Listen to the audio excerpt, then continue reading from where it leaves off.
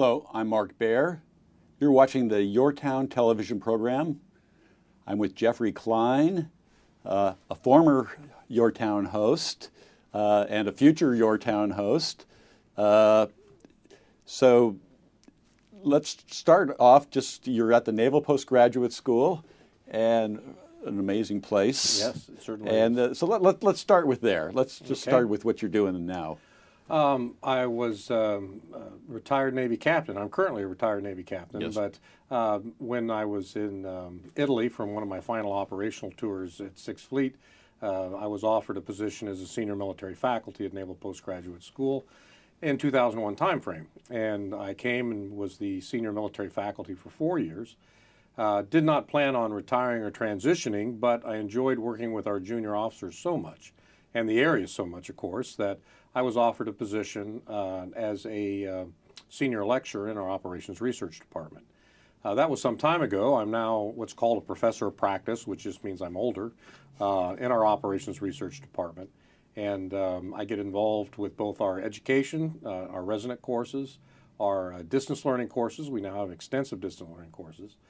Our research programs, both for physical systems and for mathematical research and operations research, and in some cases our curricula. So I am also currently the chair of the Systems Engineering Analysis curriculum, where we coordinate both our resident classes and programs associated with that. It gives me a view of a lot of cross-campus activity, which I look forward to highlighting in the future programs. So these are some of the most impressive people I certainly have ever met. Before we get back to Naval Postgraduate School, which I want to talk to you about a little more, let's talk about your active career. Okay. I was a surface line officer, which means I served most of my career on ships at sea. I was an engineer on an aircraft carrier. I was a weapons officer on a frigate. I was an operations officer in a tactical destroyer squadron. The highlight of my career, though, was actually two commands: a patrol hydrofoil missile ship out of Key West, Florida, and then I had that after I left here as a student. I was here as a student as well in our operations research curriculum. And then I commanded a destroyer out of Japan. Other tours besides my 6th Fleet experience was in 4 years in the Pentagon. We all seem to have to go through that purgatory as a naval analyst inside the Office of Secretary of Defense. So you say that very blithely, but I'm trying to think, what does it mean to captain like a destroyer or an aircraft carrier? This is you have a lot of individuals under you. Yes. This is like being a CEO of a very big situation. Kind of describe what this means. Well, it's actually a humbling event, and in some cases, the reason why is you realize that anywhere from 300 to 5,000 people that is at sea with you rest their safety and their lives on your decisions, and because of that, it's a great responsibility. It's an honor, certainly, to command a U.S. warship, but it also is a humbling experience in the sense that you feel that responsibility and you realize that you're going to have to inspire a team effort throughout the entire ship.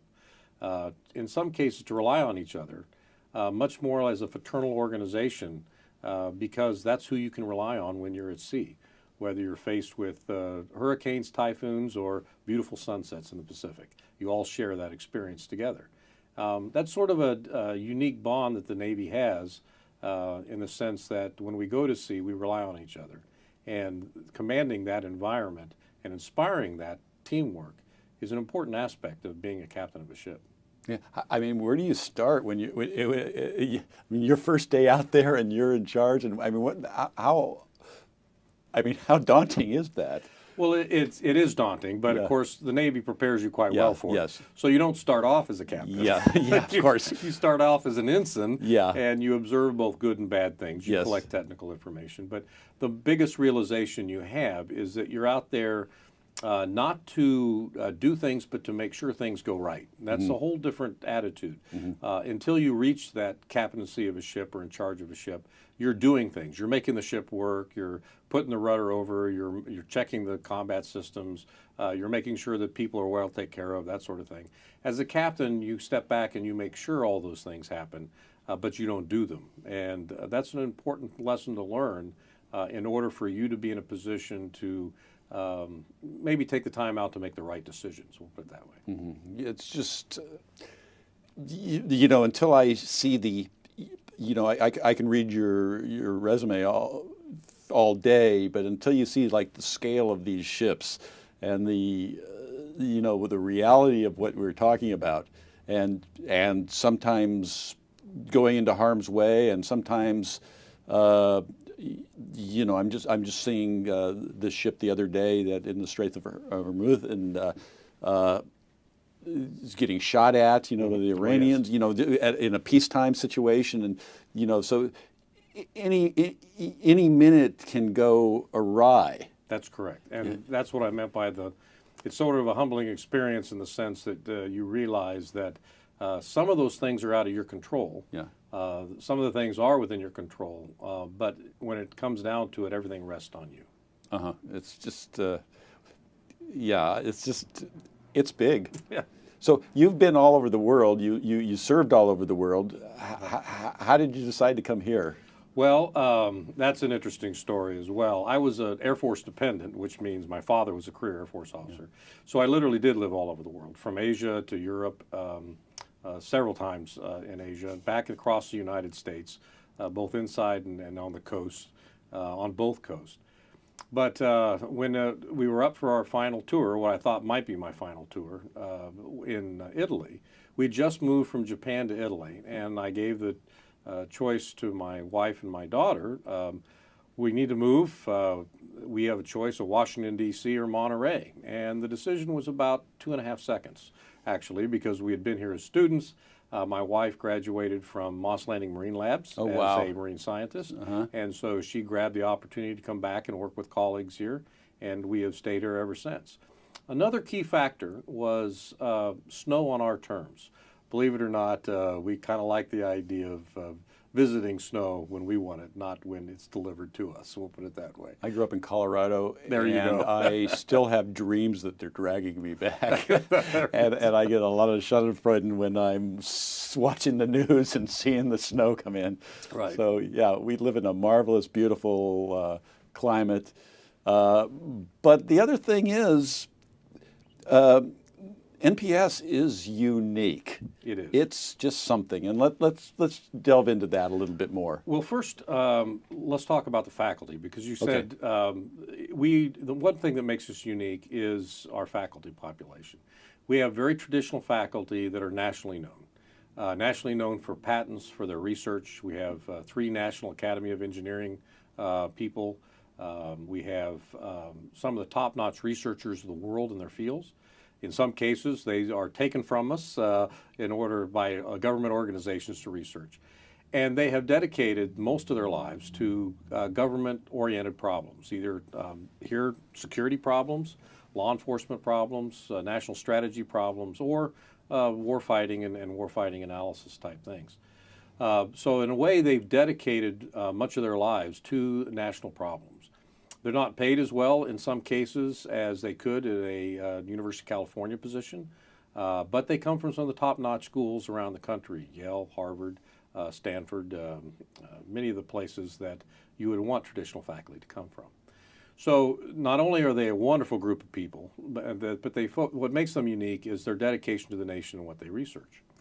Those are our tenure track faculty. We add to that a large and very motivated and focused research faculty that also are involved in students. Everything is focused on our education mission. It has to be. So even our research faculty that support our tenured faculty, many of them teach. They always engage with students. They involve with students. And they bring in interesting projects by sponsors across the nation that are related to national security type aspects. Then we have people like myself who are lecturers, senior lecturers, and professors of practice. In some cases, we are either ex-military or and many of us have PhDs, that provide some of the more practical experience inside the classroom so that the students see the relevance. We have a very good and strong supporting staff that understands the uniqueness of our mission. But our mission is really, all that said about our faculty, our mission is to prepare our students to continue on their careers and their active duty contributions to the security and homeland security of our nation. I should say that not all our students are active duty. We have a Center for Homeland Security and Defense where our students are police officers, fire chiefs, Coast Guard officers. They're the first responders of the nation, and they focus on homeland security type issues. We have many short courses that for 2 to 3 weeks we host international officers here, everywhere from Egypt to Indonesia to Sweden. So they get an appreciation for the Central Coast as well. But our core officers, our core mission is to prepare our active duty officers from all the services in order to prepare for them to apply the technical, analytical, and strategic education we provide throughout the rest of their 15 to 20-year career, and to make sure that they're in a position to ensure the security of the nation. Wow. And a lot of technology going on, a lot of technological research going on. Sure. In fact, yeah. I have to say this. So one of the great things about working at MPS is in the afternoon or in the morning, I can go see one of our adaptive lenses affect laser light so that we can automatically adapt that lens for both spacecraft for being able to take better pictures, to better use of lasers at sea, for example. That's very technical for me anyway. And then in the afternoon, go participate in a national security discussion about China and China policy and the South China Sea, the economics dependence and what all that means. So within a very 1 mile square area, the range of discussions, the intellectual trade-offs, the technical research that occurs is just fascinating. One of the things I'd like to highlight in the future shows is some of our physical research as well. We have an annex at Camp Roberts, about 60 miles south of here, that we own the airspace when we actually use that facility. And so we're able to test unmanned aerial systems, employ that with ground systems, put sort of war games and war exercises on so that the officers can actually experiment with this, learn from it, before we field it or suggest it to the services themselves. The one thing I appreciate about MPS is they do have terrific community outreach, and you're a representative of that in a way. And doing this show, you're a representative of that. And as a host of YourTown, you've been a good spokesman for them. What's some of the highlights of being that spokesman and being on a program like this and using this venue? Well, actually, to be able to invite local people to participate in some of the things that we offer. For example, the Naval Postgraduate School has a foundation. It is not a government organization. It is an organization that supports the school in different ways, but that is, of course, open to the public. In many cases, our foundation members are invited to special presentations on campus. A perfect example of that is we just had Mr. Gates, the past Secretary of Defense, come last week to give a presentation to the school, and our foundation members were invited to attend and hear his talk. Very frank, very entertaining, and a very focused discussion. Likewise, we have technical participations that locals can participate in. We have the Consortium for Robotics, Unmanned Systems, Education, and Research. That is an international organization, actually, the Naval Postgraduate School hosts. But we invite locals then to participate in our robotics research at times. Both we have something called Robots in the Roses, where locals can come and see where our local population can come and families can come and see the robotics research that occurs. We invite high school robot teams, high school students and junior high school students that are working with robots. They come and they actually show their ware as well. So we have the opportunity for locals to actually participate both in our technical and our more strategic discussions based on different organizations.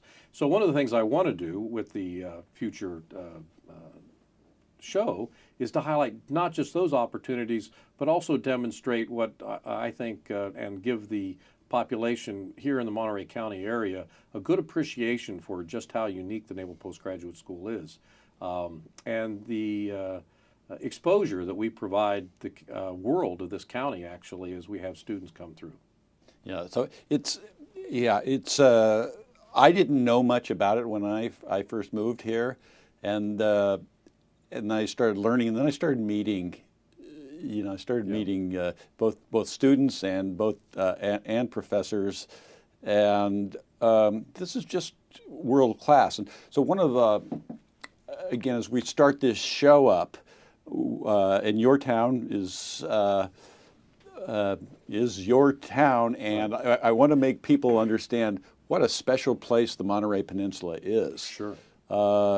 And Naval Postgraduate School is one of many outstanding institutions here, and I know that you have. Hopefully, we can use this as a platform for Naval Postgraduate School to be talking to the Middlebury Institute, to talking about the Language Institute. It's important. It's the luxury here is you get to meet everybody. Well, that's right. In fact, we have a lot of cooperative programs, both in research and education programs, with those institutions that you just mentioned. Middlebury, in its previous name, actually, we used some of those students in a recent operational game where we needed people with diverse background to provide us input into a different operational situation. And I was surprised at such the variety of input that we got and the frankness we got from that. So we share, our meteorology and oceanography department share resources with almost all the maritime institutions here in the Bay Area. So we have cooperative agreements. The other thing I'd like to mention, though, is that I kept saying the local population, but in fact, we are the local population. Yes. Well. So our faculty live here. Our students, when they come here, military people are sort of like nomads anyway. So wherever they go for 2 years, that's their home. And so they join churches, they join civics organizations, they volunteer. So we are integrated quickly into the community, and the community has always been very welcoming, not just with our nomad, student population, but our faculty then find a home here as well. So we are part of the community as well as part of the nation's assets. Yeah, and brings a lot of richness to the community. Yeah, it really does. I mean, this is, like I say, I'm honored when I meet these people, and living here, I do get to meet these people, and as do so many people, get to be enriched by, by these people. Well, and that's one of the things I do. Besides, what I'd like to do with the future shows, is not just highlight our research program, our education programs, the opportunities for the local community who are not related to Naval Postgraduate to participate in these activities, but also highlight some of the people. So maybe have some of our students talk about their backgrounds, what they're studying, what their research is. Invite some of our leading faculty in and to discuss the same things. Okay. I'm Mark Baer. You're watching the YourTown television program. You're looking at my guest is Jeffrey Kline, who you will be looking at later as a future host. And join us. We're going to be on daily. Thank you. Thank you.